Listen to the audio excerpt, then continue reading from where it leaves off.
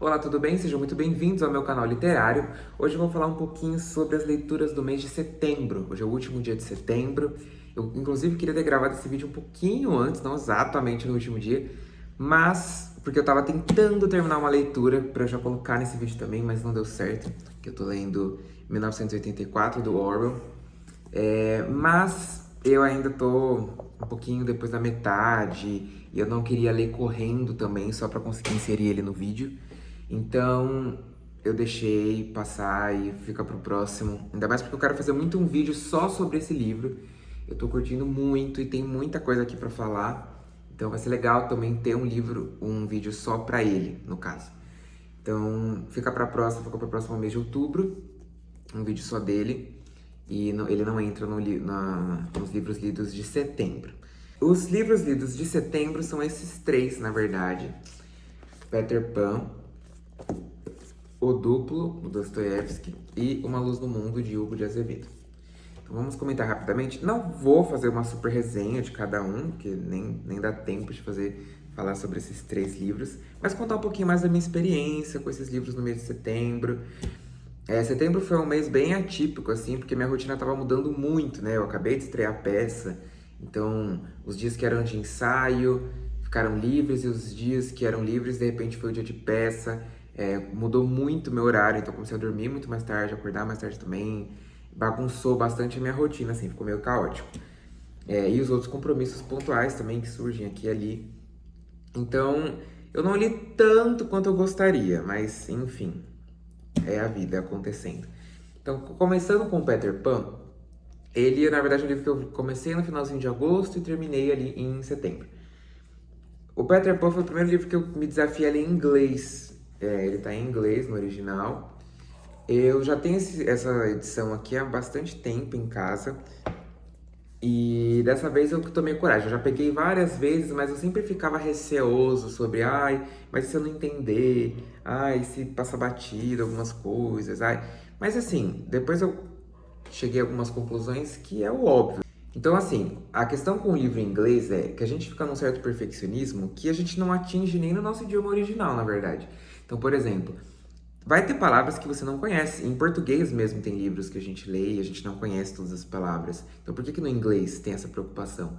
O ritmo de leitura cai principalmente no começo. Para o cérebro começar a pensar em inglês demora um pouco.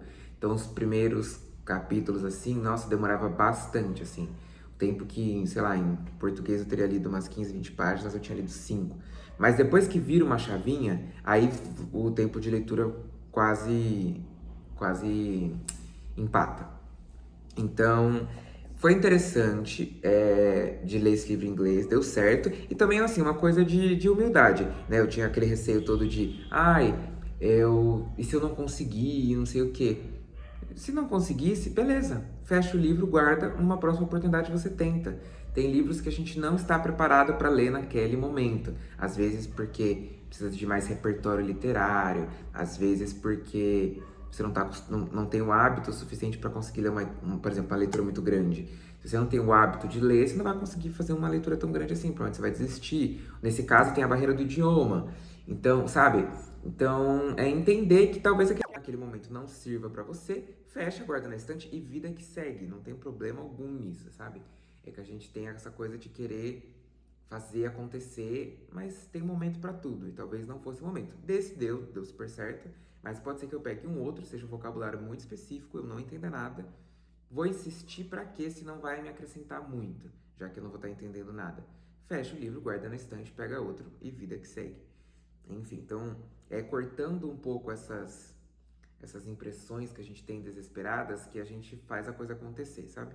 Então foi interessante. O Peter Pan, uma coisa que eu achei muito curiosa é que tem-se uma visão fantasiosa do Peter Pan e etc.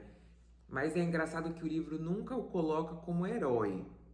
Assim, no sentido pleno da palavra, alguém sem defeitos, etc. Não. Deixam bem claro que tem coisas ali muito erradas, muito fora do normal. Inclusive, deixando claro que a Wendy devia ter percebido algumas coisas nele que ela não percebeu. Aliás, que ela até percebeu, mas decidiu focar em outras coisas, sabe? Então, a questão dele não querer crescer, dele não querer responsabilidades, dele não querer uma mãe, nem lembrar da figura da mãe dele, de, sabe, uma série de coisas assim que acontecem que sempre o livro deixa claro, olha, tem alguma coisa estranha, né? Aí até sobre a própria figura do Capitão Gancho, né? O livro fala que ele não era de todo mal. Então o Peter Pan não trabalha com essa binariedade, sabe? Bem e mal. Então quem é bom é puramente bom, quem é mal é puramente mal. Ele brinca um pouco com essa mistura dos dois. Todo mundo tem seu lado bom, tem seu lado ruim. Tem momentos que ele deixa muito claro que o Peter está sendo extremamente orgulhoso e tá querendo tirar vantagem em cima de outras pessoas, quando ele tá zombando de uma maneira muito ofensiva às outras pessoas, né, pra ficar por cima, sabe?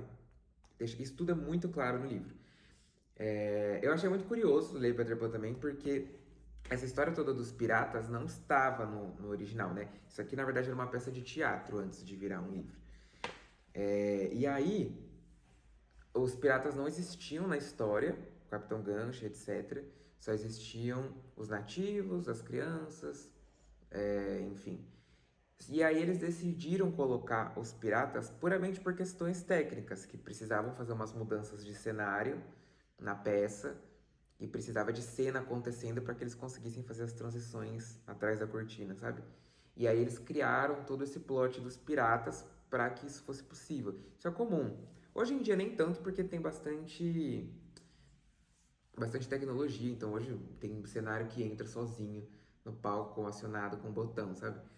Então não tem tantas essas questões assim, mas tinha-se muito isso de precisamos fazer uma mudança de cenário grande e não dá pra ficar em silêncio, a plateia ficar olhando pro palco não acontecendo nada, sabe? Então eles faziam alguma ceninha acontecendo na frente, enquanto atrás iam acontecendo todas as mudanças, né? Distrai o público, então distrai o público com alguma coisa enquanto tá acontecendo alguma coisa muito grande tecnicamente por trás. Então isso é comum, tem peça que você até percebe, assim, você fala, nossa, uma cena meio aleatória que não agrega 100% para a história e é meio curta. Então, às vezes é porque tá acontecendo alguma coisa. E assim, é curta e ao mesmo tempo mais pra frente do palco, ou tipo num canto muito específico. E aí de repente na próxima cena, ou no outro canto ou atrás, surge uma nova coisa enorme, gigantesca. Então, provavelmente aquela cena, na verdade, era só pra distrair um pouquinho e eles conseguirem fazer as mudanças. Porque nem sempre dá pra fazer com o público vendo, fica um tempo muito longo, enfim. Então, os piratas surgiram nisso, né? No final eles contam sobre isso. Surgiram ali. Então foi uma leitura muito interessante. Eu lembrei muito daquele filme de, acho que é 2005 ou 2003, não lembro. Que é um live action lá, enfim. Que tinha, eu lembro que eu passava muito quando eu era criança. E eu adorava. Tem aquela fatídica cena do eu acredito em fadas. Então foi muito interessante porque muita coisa daqui eu lembrava das cenas. Então acho que aquele filme é relativamente fiel. Eu não reassisti depois que eu li, mas eu acredito que muita coisa tá seguindo realmente a história aqui. Obviamente tem uma fantasia aqui e ali, né? Por exemplo, não tem aquele surto no final que o Peter quase morre e a Wendy beija ele, essa parte toda não tem. Mas várias cenas eu fui lendo no livro, lembrando exatamente da cena no filme daquele jeitinho, sabe? Então eu acho que é bem semelhante, sim. E indo para a segunda leitura do mês, vamos para O Duplo. Esse aqui do Dostoiévski é o meu terceiro Dostoiévski. Eu li esse ano Gente Pobre, Noites Brancas e depois eu vim para esse. Confesso que dos três que eu li, esse foi o que menos me agradou, assim. Ele é um pouquinho maior que os outros são bem mais fininhos. Bem mais fininho, principalmente Noites Brancas, não tem nem 100 páginas. E eu gosto muito dessa questão do duplo. Ela é tratada de várias formas, mas enfim, eu gosto dessa dualidade aí nas histórias. Mas esse daqui, ele é um pouco enrolado, assim. A questão surge, né, a partir do momento que surge o duplo do Goliath, que né, ele percebe que existe um outro dele, com o mesmo nome, com as mesmas características físicas, uma cópia dele exata, com personalidades diferentes. O livro fica nisso. Eu achei que super ia aprofundar e tentar, né, ou explicar o porquê que surgiu um outro dele, ou ter enfim. E não, a história é sempre o Goliath em primeiro atrás do Goliath em segundo, tentando botar um fim nessa história, porque a presença do Goliath em segundo tá atrapalhando a vida dele, né? Ele tá roubando o ciclo de pessoas do trabalho dele, ele tá roubando os cargos dele, ele tá conseguindo fazer aquilo que ele queria, ele tá conseguindo ascender socialmente, ele tá conseguindo melhores trabalhos, conversar com pessoas de classes mais altas, enquanto o Goliath em primeiro, na função que ele exerce, que é muito de baixo escalão ali dentro da Rússia, é muito difícil ele conseguir ascender socialmente. Você está meio fadado a ficar sempre na base da pirâmide. E esse Goliath consegue subir, mas de uma certa forma, ao mesmo tempo, colocando ele mais para baixo ainda, mais preso ao lugar que ele se encontra. Então ele tenta resolver, ele tenta encarar esse homem, etc. Mas nunca dá em nada, sabe? Aliás, quando dá em nada é o final do livro, que eu não vou dar spoiler. Mas enfim. O livro fica nisso a história. Ele vai, se incomoda, vai atrás, não dá em nada. Ele vai atrás, ele se incomoda, vai atrás do outro, não dá em nada. Fica um pouco nesse ciclo que fica um pouco chato. Eu achei que ia aprofundar mais a história e envolver outros conflitos, outros personagens, ia questionar a própria duplicidade, o que seria o duplo, por quê e etc. Eu achei que ia ter mais isso no livro e no fim ficou um pouco ralo e repetitivo. Às vezes é assim, aconteceu tal coisa. Aí o Goliath quem se sente assim, assim, assim, assim, assado.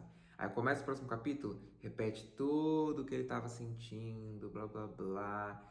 E ele é muito indeciso. Ele decide que ele vai encarar. Daqui a pouco ele diz, não, mas acho que é melhor deixar do jeito como é que tá. Acho que deixa assim, vamos fingir que nada aconteceu. Daqui a pouco, não, mas eu preciso enfrentar esse homem, eu preciso botar um fim nisso e não sei o quê. Então é bem redundante, assim, fica nesse ciclo. E o livro tem 250 páginas, acho. Então chega uma hora que fica um pouco cansativo, não fluiu tanto e não aprofundou da maneira que eu gostaria. Eu gosto muito do assunto do duplo, mas é engraçado que os dois livros que eu li falando sobre isso, nenhum dos dois eu achei interessantíssimo, assim. Uma foi esse e o outro foi o Médico e o Monstro, né? Tudo bem que lá o duplo tá tratado de outra maneira, né? O duplo de Dostoiévski e o duplo do Robert Louis Stevenson são diferentes. Um é sobre o bem e o mal, e aqui do Goliath, que, né, no duplo, até tem um pouco essa conotação, como se o Goliath que em primeiro fosse um pouco o bem e o outro mal, mas não é só isso, tanto que deixa claro que o Goliath que em primeiro também tem seus defeitos, também tem seus, sabe, suas falhas. Então não é só nesse sentido. Mas, enfim. Então nenhum dos dois livros eu achei super incrível. Um dia eu falo porque do Jekyll and Hyde não ter me agradado tanto assim. Mas o duplo foi mais por isso mesmo. Então foi um livro que eu me arrastei um pouquinho para chegar no fim, mas é difícil largar o livro. Mas não foi assim incrível. Achei que ele ia ter mais coisas. Então, eu achei o livro um pouco dilatado. Como assim dilatado? Quando você pegava um capítulo para ler, do início ao fim, ele não acontecia tantas coisas naquele capítulo.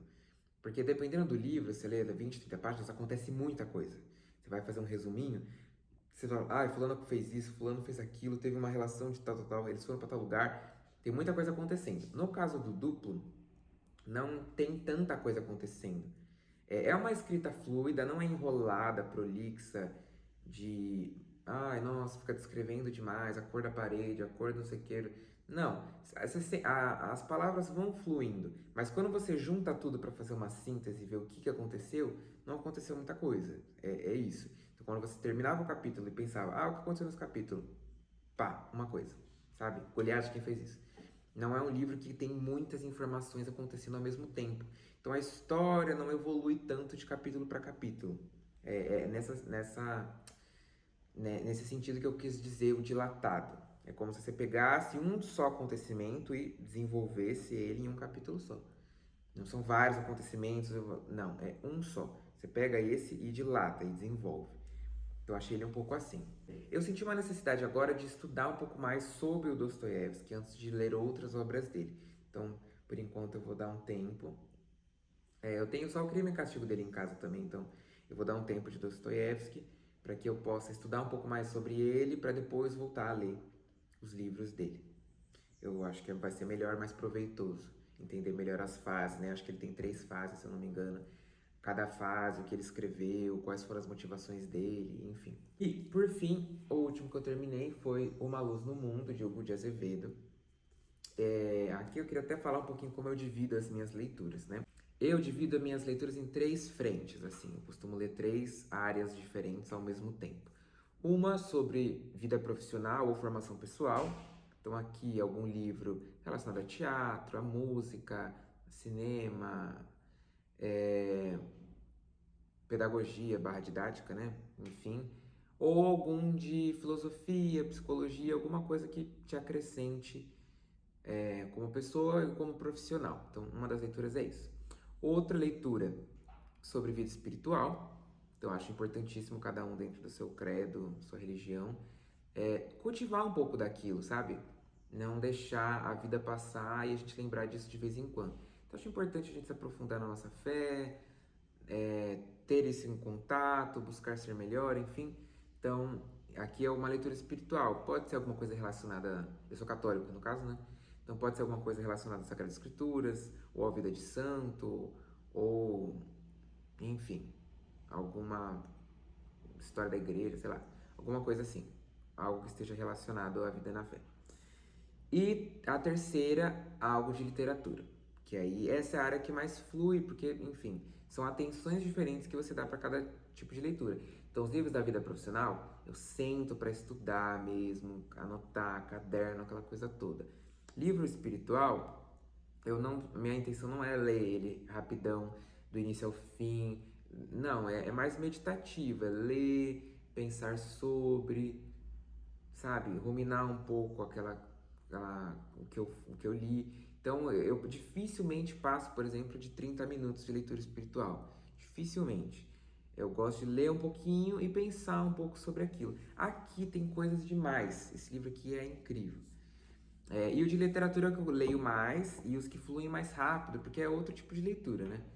Então, é saber encarar cada uma com a sua necessidade. Mas os de literatura fluem mais rápido. E eu divido então nessas 3 frentes e tento ler um pouquinho todo dia dos 3, sabe? Então de manhã geralmente eu leio da leitura espiritual, no máximo uma meia horinha.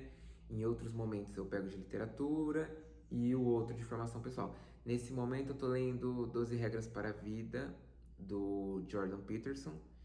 Aí eu tô lendo no Kindle. E aí mas ele eu tô indo bem aos pouquinhos também, não tô com pressa de acabar. Eu ainda tô acho que na 5ª regra, faz bastante tempo que eu tô lendo ele. Tô indo bem com calma, eu vou anotando também as coisas. Ele é meio estudo, então não tenho pressa com ele, assim, tô indo bem devagar. E ele é longo, ele tem 500 e sei lá quantas páginas. Então eu tô indo bem de boinha. Esse daqui é um tesouro, né? Falando agora mais especificamente sobre ele. Esse é São José Maria Escrivá, eu sou bem devoto dele. Eu gosto muito da história dele, da linha de pensamento dele. Ele é um santo extremamente recente. Então, ele é de 1902 a 1975, ou seja, até ontem estava aí na Terra vivo ainda. É muito bizarro, sabe? Você vê um santo canonizado que tem foto dele colorida, tem vídeo dele falando em algum lugar do mundo e etc.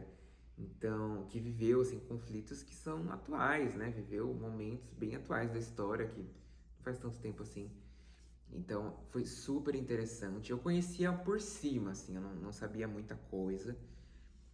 E aí eu finalmente peguei essa biografia para ler. E é uma leitura muito gostosa, é super fluida, tem momentos muito bonitos da vida dele. Muito mesmo das pessoas que o acompanhavam, da família dele. Então foi muito interessante. Eu já gostava um pouco das coisas que eu sabia, da obra que eu já visitei algumas vezes, mas lendo o livro você fica mais encantado assim, um grande exemplo assim, e uma figura muito pouco compreendida, né? Você escuta muitas opiniões populares assim a respeito, mas quando você conhece a história e a obra de fato, você fala, gente, não tem nada a ver com o que as pessoas falam. Nada, nada, nada, nada, nada, nada. Infelizmente, acho que um dos maiores maus do mundo atual é falar daquilo que não sabe, né? Falar daquilo que alguém disse, você repete esse discurso, se basear numa opinião, numa notícia, numa fofoca de Instagram, e com isso construir uma opinião consolidada.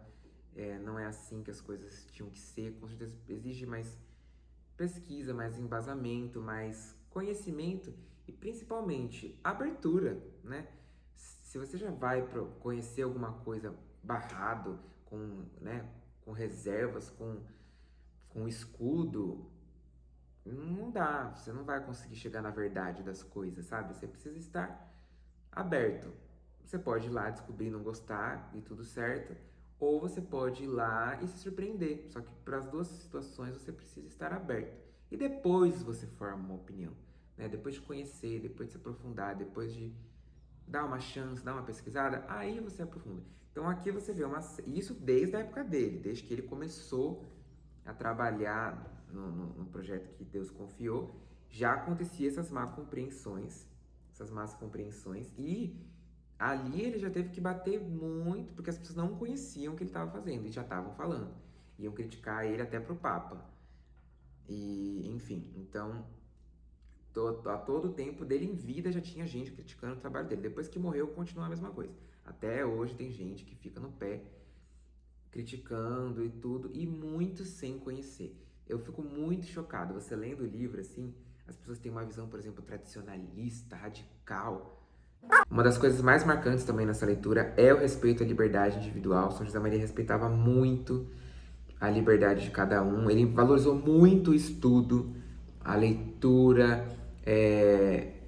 o diálogo entre profissões, entre profissionais, tudo. Então ele incentivou muito tudo isso e eu acredito muito nisso. E sempre respeitando a liberdade de credo, raça e etc. de todos, assim. Então isso é muito impressionante, é algo muito marcado dentro do apostolado dele. Então foi maravilhosa essa leitura, é uma que talvez eu até refaça depois de um tempo. Já admirava e agora muito mais. E, como eu falei, não tem como ler esse livro e não querer ser um pouquinho melhor, assim, não, sabe, não buscar se esforçar para ser um pouquinho melhor na vida. Uma leitura que vale muito a pena. E é isso, essas foram as leituras do mês de setembro. Não, como eu disse, né, não li tanto quanto eu gostaria, mas, enfim, cada mês é um mês. Outubro já estou com algumas leituras em andamento, né, o Orwell, tem outras duas acontecendo também. Vamos ver como é que vai ser. Trago novidades para vocês. Como sempre, deixo na descrição os links das minhas redes sociais. Me acompanhem lá no Instagram, no TikTok. Ao mesmo tempo, o link da minha wishlist da Amazon. Você que quiser contribuir para o canal com novas leituras, vou ficar muito agradecido. E com certeza trago o conteúdo para vocês aqui. E lembrando sempre que aqui é um grande canal de conversa entre mim e vocês. Sempre baseado na troca de informações, no respeito, né, nas impressões de cada leitura. Então não venho trazer aqui, vocês não podem gostar dos livros que eu não gostei, ou vice-versa, mas trazer olhares diferentes, né? Talvez alguém, por exemplo, tenha amado o Duplo e eu não curti tanto, mas a gente conversa sobre, e esse é o intuito disso aqui. Ainda tem algum projeto de leitura, o pessoal lá no TikTok tá querendo animar uma leitura coletiva de Os Miseráveis. Será que sai? Vamos ver. É isso, então, muito obrigado, até o próximo vídeo.